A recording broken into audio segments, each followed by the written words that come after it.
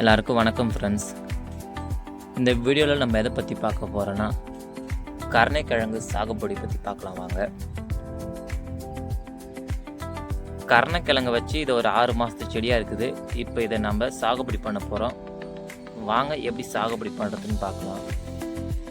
விவசாயத்தில் ஒரு லாபமான ஒரு பயிர்னு பார்த்திங்கன்னா அதில் கருணையும் ஒன்று ஆகும்.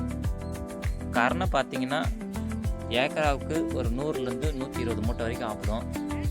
நம்மளுக்கு அவ்வளோதான் ஆப்பிட்ருக்கு. மற்றவங்களுக்கு எப்படி கிடைச்சிருக்குன்னு நம்மளுக்கு தெரியல. எங்களுடைய இடத்துக்கு ஒரு 100லேருந்து 120 மூட்டை வரைக்கும் கிடைக்குது ஃப்ரெண்ட்ஸ். இப்போ நம்ம கருணைக்கிழங்கை சாகுபடி எப்படி பண்ணுறதுன்னு பார்க்கலாம் வாங்க. கிழங்கு வெட்டுறதுக்கு முன்னாடி மேலே இருக்க தண்டு, அதாவது இலை பகுதி நம்ம வெட்டி எடுத்துக்கலாம். வெட்டி எடுத்துக்கிட்டு இப்போ ஆளை வர வச்சு நாங்கள் இந்த மாதிரி கிழங்கு வெட்டி எடுக்கிறோம். பாருங்கள், ஒரு பக்கம் ஆம்பளை ஆள் வெட்டிட்டு போவாங்க, இன்னொரு பக்கம் பார்த்தீங்கன்னா பெண்ணால் ஆஞ்சிட்டே வருவாங்க பின்னாடி. பாருங்கள், அங்கே பாருங்கள், எல்லாம் வெட்டின கிழங்கு அப்படியே தெரியும், முட்டை முட்டையாக தெரியும் பாருங்கள்.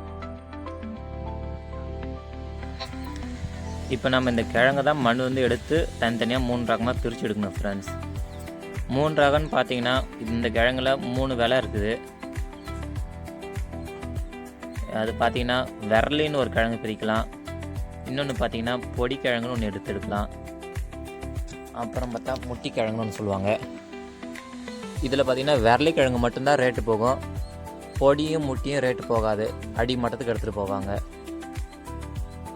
இப்போ இந்த கிழங்கை நம்ம வெட்டி எடுத்துகிட்ட மண்ணுலேருந்து இப்போ நம்ம தண்டு ஒரு பக்கம் ஆஞ்சிட்டு இருக்கோம். ஒரு பக்கம் பார்த்திங்கன்னா ஆம்பளால் தண்டு ஆஞ்சி போட்டு வருவாங்க. தண்டுன்னு பார்த்திங்கன்னா அந்த இலை பகுதி தான் தண்டுன்னு சொல்கிறோம். இன்னொரு பக்கம் ஆம்பளை ஆளுங்க பிக்கேசி வச்சு மண் கிழங்கை வெட்டி எடுக்கணும். பாருங்கள் ஃப்ரெண்ட்ஸ், இப்படி தான் வெட்டி எடுக்கணும் பாருங்கள்.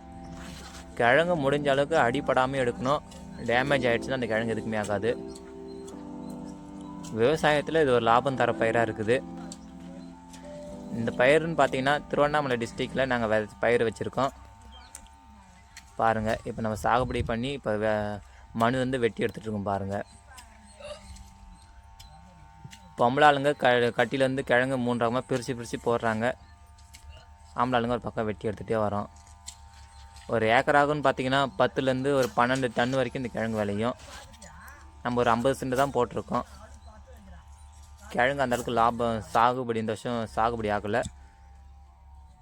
முடிஞ்ச அளவுக்கு நம்ம இயற்கை உரம், மண்புழு, மாட்டு சாணம், அப்புறம் ஆட்டு சாணம், இயற்கை உரம் கொடுத்தோமா சாப்பிட்டேன் நான், நல்லா இலைச்சத்து இந்த மாதிரி கொடுத்தோமா கிழங்கு நல்லா வைக்கிது. ரசாயன உரத்துக்கு போனோமா கிழங்கு கம்மியாக தான் இருக்குது ஃப்ரெண்ட்ஸ். சரி வாங்க, இப்போ நம்ம ஒரு கட்டியை உடச்சி காட்டுறேன், கிழங்கு எப்படி இருக்குன்னு பார்க்கலாம். பாருங்கள், விரலி கிழங்கு தான் பாருங்கள். விரலி கிழங்கு இப்போ உடச்சி காட்டினேன். விரலி கிழங்கு தான் பாருங்கள், இப்படி தான் இருக்கும். பொடி கிழங்கு நான் காட்டுறேன் பாருங்கள். பொடி கிழங்கையும் முட்டை கிழங்கையும் காட்டுறேன் பாருங்கள் ஃப்ரெண்ட்ஸ். பாருங்கள், இதுதான் முட்டை கிழங்கு. கிழங்கு இல்லை, சின்ன கொண்டா இருக்குது. இதெல்லாம் விரலி கிழங்கு சேரும். ஒரு குட்டான்னு பார்த்துக்கிட்டிங்கன்னா ஒரு குட்டில் 10லேருந்து 12 கிழங்கு இருந்துச்சுன்னா நல்ல லாபமாகும். இப்போ பார்த்திங்கன்னா நமக்கு 4 கிழங்கு 5 கிழங்கு தான் இருக்குது. மகசூல் கம்மியாக தான் இருக்குது ஃப்ரெண்ட்ஸ். சரி ஓகே ஃப்ரெண்ட்ஸ், இந்த கிழங்கை வெட்டி நமக்கு எவ்வளோ லாபம் ஆச்சு, எவ்வளோ நஷ்டமாச்சு நம்ம அடுத்த வீடியோவில் பார்க்கலாம். இந்த வீடியோ பிடிச்சிருந்தா ஒரு லைக் பண்ணுங்கள், என்னோடய சேனலுக்கு சப்போர்ட் பண்ணுங்கள் ஃப்ரெண்ட்ஸ்.